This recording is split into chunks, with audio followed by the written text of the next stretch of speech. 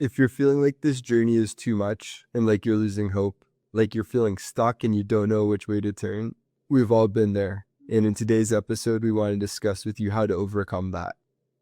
Hey guys, I'm Michael. And this is Iris. And we're Twin Flames in Union. And in today's video, we want to share with you overcoming hopelessness and feeling stuck on the journey and how to reach the next level and how that breakthrough. So a good question is why does it feel like you get stuck, or why does it feel like your hope fades? And a lot of times this is a very common theme to feel. I know we feel it. We've definitely experienced it, and it's a cycle, right? It's like if you're not feeling completely stabilized in that feeling of hope and faith, it's going to constantly be tested.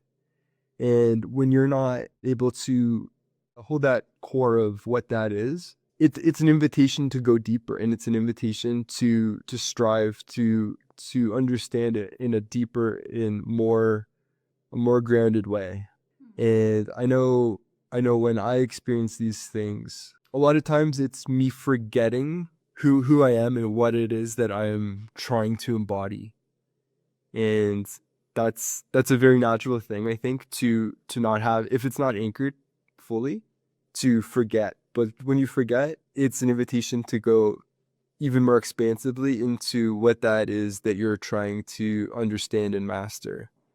And for us, that's a lot of times it's the faith and knowing that it's going to be good. It's going to be great. You just have to keep inviting it in, and you have to keep working deeply towards that, doing mirror exercises and with your coaching, working in the community, however you go about it, right? And that's the invitation. Just go deeper, and eventually you're going to claim it, and it's going to be there, and it's going to be solidified, and you're not going to have to waver. It's going to be embodied, and it's going to be completely yours. Mm-hmm. Sometimes the root of that feeling is because you think that you are lost in something, or you feel that you are exhausted, or you are giving up. It's just you need to think that if something is really heavy and feels terribly, I felt in that way a lot of times, like this is too much, right? And I lost faith, or I lost trust, that I don't feel a lot of support. But at the end, it's just another challenge, because when something really feels bad and you are doing your inner work, that's something important. If you are working, you are healing, and you are doing your inner work, something big is changing. You're making a big shift in your life. So the root of that feeling is that you are achieving something greater. The first thing you need to think is like, okay, I'm going to cross this, and in the other side, I'm gonna feel better. Because sometimes it's just this small space where you don't have faith, when you don't have hope, and everything feels dark. But once that you are like, okay, feel it. It feels terrible, but everything has a solution, and you have the solution in your hands with the mirror exercise, with all your inner work, right? That's it. And don't worry if it looks ugly or if it doesn't feel good. It's not supposed to. I like this analogy. It's like you're in a rowboat and you're leaving one island and you're sailing to new land. You're sailing to new shore. And you're going to have storms. You're going to have points where you don't see where you're going. But if you can just trust that with each paddle you're taking, you're getting closer and closer to your destination. And eventually you will see land. And eventually you're going to get on the land. And eventually you might even conquer the land. But it's a turning point, right? And the turning point comes from a few different things, but surrendering and letting go of your fears and your expectations that are maybe unreasonable, your resistances around the beliefs you have that aren't holding up right now, that you need to let go. They're standing in your way, actually. control how you think things should be. There's always a plan. There's a greater solution. If you're trying to control it, you're the one going to be actually getting in your own way. You have to let those things go. It's a very steady balance of surrendering, listening, and waiting for the signs to know when to proceed. But it can be done. It's a very delicate dance, especially at first, because if you're not used to listening and trusting your intuition and looking for the signs and the signals, it's going to feel very foreign. And naturally so, right? If you'd never operated from a place like this before, how would you know? So it sort of takes a bit of practice, and it takes a bit of faith to be open to doing it this way.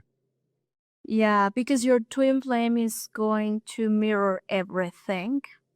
So if you focus in your inner peace, your twin flame is mirror that. It depends the test that you are having in this moment. For example, for me, I discovered that it was exhausting to put a lot of inner work, and then I felt like my changes were small, or they weren't so fast as I wanted in that moment. But again, was just how I wanted to see that, not honoring what I was healing or not honoring what I was learning. So the way that you are going back into your peace and your this hope, and how you are going to make your twin flame back to you, or how you are going to meet your twin flame if you don't know who is him, is exactly in that way, that you need to reactivate all these areas where you see darkness.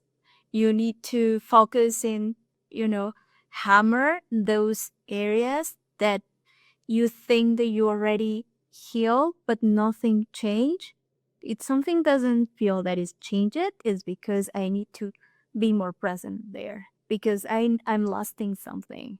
You need to be a hunter of your healing, not with your twin flame or whatever, not just with your healing, with loving yourself and just embracing the idea that you really want to change. Because sometimes I notice that I lost hope when I felt like, okay, this is not going to change, or this is going to be like always, or, like I did my inner work, I was doing it, but I didn't trust in it.